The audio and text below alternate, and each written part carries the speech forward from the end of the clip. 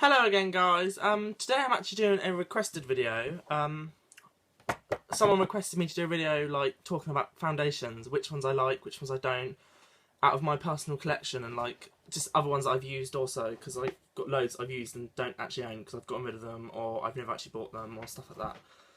And I love like requested videos because it sort of saves me like having to think of things myself. So that's great because I'm lazy, as you may have noticed. But yeah, so I have a pretty medium-sized collection of foundations, I would say, in my opinion. Like, some people think it's lots, some people think, oh, you don't have that many, but for me it's sort of average. I'm used to having this many in my collection, so yeah. So I'm going to start off with like what I would say is not liquid foundation. It's sort of like the pots, and that would be the Dream Matte Mousses. Like, I have probably one of the darkest ones, second darkest I think this is actually, it's Sun Beige. That's number 48, and I have number 10, which is Ivory, so I have a pretty, like, varied colour range, obviously, because I do other people's makeup. And I've literally used this one briefly on someone, and my personal preference on my skin, I've got, like I said, quite naturally oily skin. Dream Matte's not really the best coverage for me, because I know it's a matte perfect mousse, but I don't think it dries matte on naturally oily skin. It never really dries to its matte potential, like compared to what it would do on a normal variation skin. So I'm not too keen on the matte mousse. I think it's great for like light coverage, because it is, I would say it's a light coverage foundation, but if you want full coverage and like long wear with a nice matte feel and matte look, I wouldn't advise the matte mousse, just because I think it always has sort of a dewy look. So if you're the type of person that likes pure matte and dry, I wouldn't advise this foundation, but that's just my opinion. Next, I have the Max Factor Whipped Cream Foundation in Light Ivory. And this one I haven't used too much. Like, I know, like, I've used quite a bit of it in the tub, but I haven't used it myself that much. And again, it's good coverage. It's a nice, actual, suits my colour, which I hate when you buy a foundation and it's like never actually the right colour, which I'll get onto a few foundations like that in a minute. But this one's great. However, for me, it just has a really odd texture. Like, I don't know if it is just me, it just feels like it never dries properly, and when it does dry, it just feels sort of sticky. So again, I don't know if that's just me, but I'm not too keen on using it on myself, especially on my face, just because I think it leaves like a really weird residue. I don't know if that's just me, but hey ho. Next is the Dream Flawless Nude Liquid. This was sort of like a big thing a little while ago, everyone went on about, and this is in shade Ivory as well. And I haven't used too much of this just because I think it's a bit of a hassle. Like, I like quick and easy foundation, like morning routines, just to save time. And this one's got a little bit more effort and preparation you've got to put into it. So for those of you who don't know, it's sort of like, it's really liquidy compared to like the other liquid foundations. This is like water. So it's got a little teardrop dripper thing that's supposed to drip the desired amount of foundation that you need. So it's actually one drip on the back of the hand, I think it said, which personally I don't think that's true whatsoever. Like, one drip is tiny, it wouldn't even cover a cheek. Like, I don't know. So I'm not too keen on that one because it's really light and hard to use and time consuming, and I just don't have time for it, to be honest. So that's that one. Next one, I have a Natural Collection Shine Away foundation. And this one doesn't actually have a colour on it because the stickers come off, but I'm pretty sure it's the lightest one they do, so I'm guessing Ivory, don't quote me. This is a Boots own company, sort of own brand, I guess. And I quite like this one. This is a Shine Away foundation, and it does have pretty good coverage. I wouldn't say the staying power is too good. Like, if you're going to be active and you're going to be getting sweaty and stuff like that, I wouldn't advise this foundation just because it does go patchy after a long period of time, especially if you're using hardware and like you're getting hot and stuff like that. Then I wouldn't say it's the best because it does go patchy after a while. So that's that one.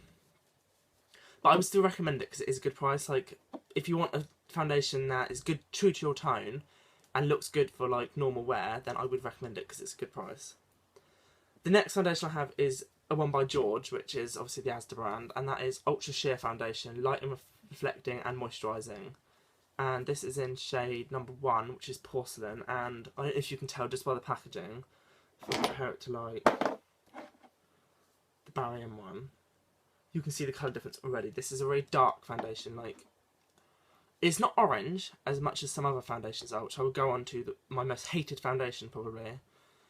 But it's still pretty dark. It's, I don't know, it just doesn't, I wouldn't say it's porcelain. And this is the lightest they actually do. They don't do any lighter than number one. So it was not the best. And obviously, being George, it's not expensive. I think it's like £4 or £5. It's not really the best foundation. I don't recommend it. But if you do like it, then obviously it's every skin type's different. Like, no one skin type's going to be the same as someone else's. Like, everyone's different. Everyone has their own preferences. So that's that. Next one is the Barry M, and that is in ivory as well. Again, that's a pretty nice light one, good coverage. Loads of people like the Barry M foundation. I personally like the actual design of the bottle. Like, the more you pump out of it, the higher the bottom comes, so it doesn't have wastage like other bottles. Like the Rimmel, for instance, once it gets to a certain point, you have to try and unscrew it and take the little nozzle out, and there's still loads of product left in it that you can't actually get to, where this one sucks all of it out. So you feel like you're getting value for money because you're not wasting as much product as you are with, let's say, the Rimmel or Maybelline foundation. So that's good with that one. The coverage is pretty decent, in all fairness. It says on the front, super blendable and hydrating formula. I honestly would say it is pretty well blendable. I find, like, using things like sponges or beauty blenders, especially the sponges from Real Techniques, they're quite good for, like, blending out foundation, and it does blend quite nicely, which I like with foundations. So when you get foundations that just smear across the skin, no matter what you do, that's normally where you can tell they're quite cheap and watered down. So that's a pretty decent one because it does blend quite nicely. One of my semi-favourites at the moment is the L'Oreal True Match, and that is in, I believe it's, yeah, C1, which again is the lightest foundation they do because I'm, like, really pale. And I like this literally because of the lightness of it. Like, as you can see, it's edging on white compared to other ones. You can see the immediate, like, colour difference. And so for pale people, I do recommend this. However, with my type of skin, I don't know, again, if it's just me, difficult, it goes patchy after a while, but that's just, like I said, I have naturally oily skin, so finding a decent foundation without having to smear loads on that stays nice throughout the whole of the day can be challenging, because I don't like wearing too much. I like more natural, just tidy it up a little bit type of foundation. I don't like full caked on cosmetics. That's just my, obviously, preference. Like, with a woman, the way they do their makeup, that'd be slightly different, because obviously if you're going, like, a night out or photo shoots or stuff like that, or whatever you're using the makeup for, I think you would be able to work it in, especially if you use powders or the L'Oreal primer and powder together, I've noticed, because I have the Too Much powder as well that also goes quite well with it. So I guess it depends on how much you use and how, again, like, what you're doing throughout the day. If you're doing hot activities where you're going to get hot and sweaty, then obviously the foundation will go patchy. Which foundation you use, the chances of it staying perfect throughout that is very slim. So that's just a fact of life, sorry. Next, I'm going to go on to probably one of everyone's favourites. It's raved on about, everyone goes on about it, and that is the MAC. I have the Matchmaster in 1.0, and personally, I dislike this foundation. Like, it smells like paint, which is debatable whether that's good or bad. Like, some people say, oh, that's really good because it means high quality, and it's just sort of like, okay, each their own. But with my skin, I don't know, it just doesn't like my skin too much. I think MAC foundation is one of those type of foundations, if you have a blemish pre-existing on the skin, like if you already have, like, spots or scarring or something like that, it makes it stand out more. Like, I don't know if, again, I don't know if that's just me, but using it on, like, others and using it on myself, I've noticed that if they already have a scar on their cheek, or if they have some, like, acne or something going on, and you put this on top of it, it just enhances it.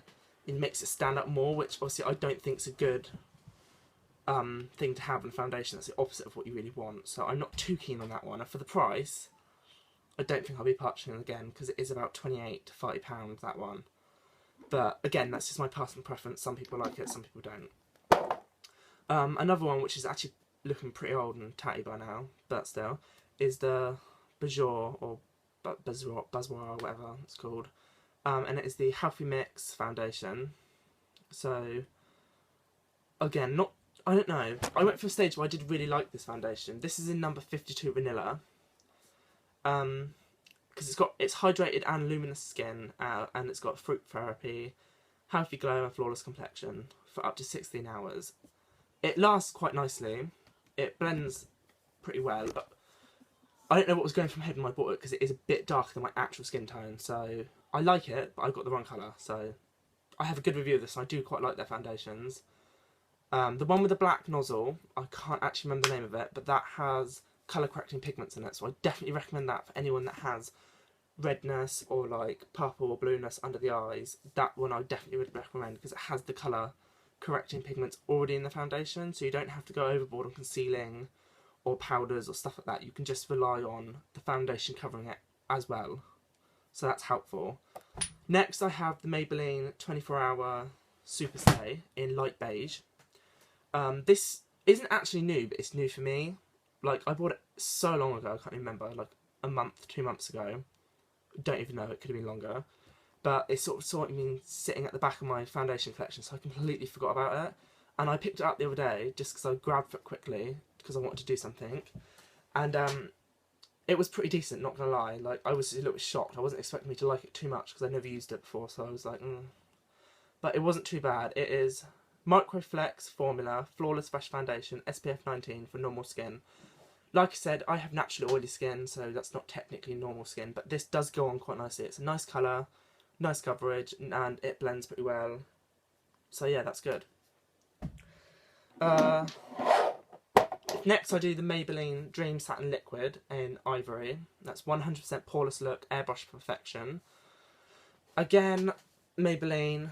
It's a little bit darker than my skin tone, because I'm quite pale. This is quite dark, and this is the lightest they do in... I believe this was actually supermarket bought, so possibly if I go to like a pharmacy or drugstore, I could probably get it in a lighter shade. Not sure, don't quote me, I don't know. Sometimes I know that. Obviously, if you go to like Asda, Morrison's, Tesco's, wherever you go, and you see their foundations, they have like 3 or 4 shades. You go into the drugstore, they have like 10. I don't know. But yeah, I wouldn't say it goes orange on the skin, which is an advantage. I dislike orange foundations. But it's a little bit darker, so you can just notice already. If I'm to wear it, I have to blend it all the way down, and it's just so much effort. And I'm really, really lazy, and I like just easy, quick. So yeah, other than that, it's a fine foundation. It works the way it says it's supposed to work. It doesn't go patchy too easily. It doesn't like wear off. So yeah, that's that. Next one, and even though it's the one that I've used the most, I hate it with a passion, and everyone loves it, but I don't. I really dislike it, and that's because it is so orange on my skin, and it is the Rimmel Wake Me Up.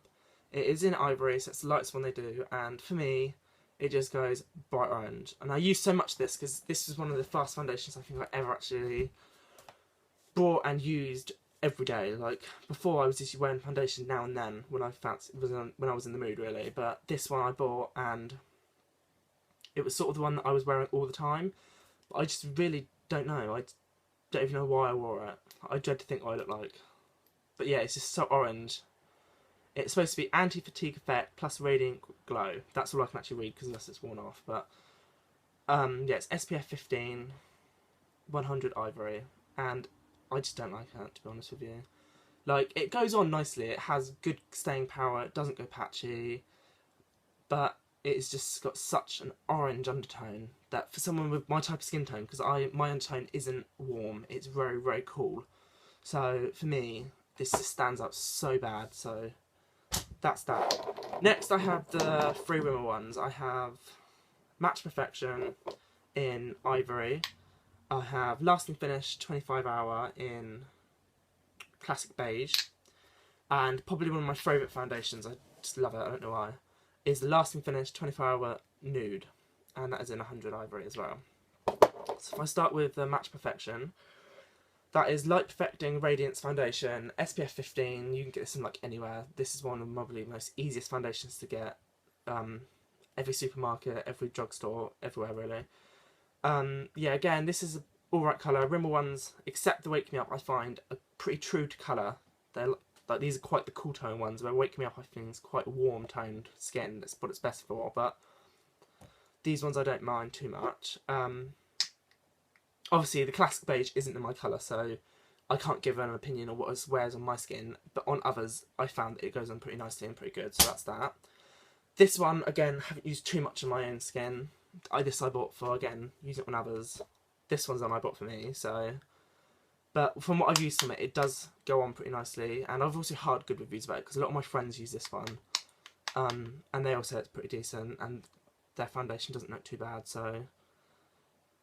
Yeah, I'm guessing Match Perfection. Yeah, I think they do actually have a matching powders as well to go with that, and it's just my personal preference. If I use a foundation, I always try and like buy the matching powder to go with it, like from the same brand. Like if I bought the Fit Me foundation by Maybelline, I would go out and buy the Fit Me powder as well.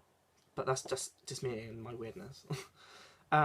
So next is the Rimmel Lasting Finish 25 Hour Nude Foundation, SPF 20, 100 Ivory. I really like this foundation. It's pretty light coverage. Well, it says medium coverage foundation, but it feels light on the skin. It is medium coverage, but it feels nice and light. It doesn't feel like you're heavy and caked on, which I do like, especially if I'm running around doing things or if I'm working or stuff like that. But this is supposed to be skin perfecting, and I do like it. It does cover up redness pretty well as well. Like occasionally I get like red cheeks or stuff like that, because being so pale, like as soon as I go in the sun I get a little bit of redness on my cheeks and stuff like that. But this does cover it up pretty nicely, which I have to admit I like.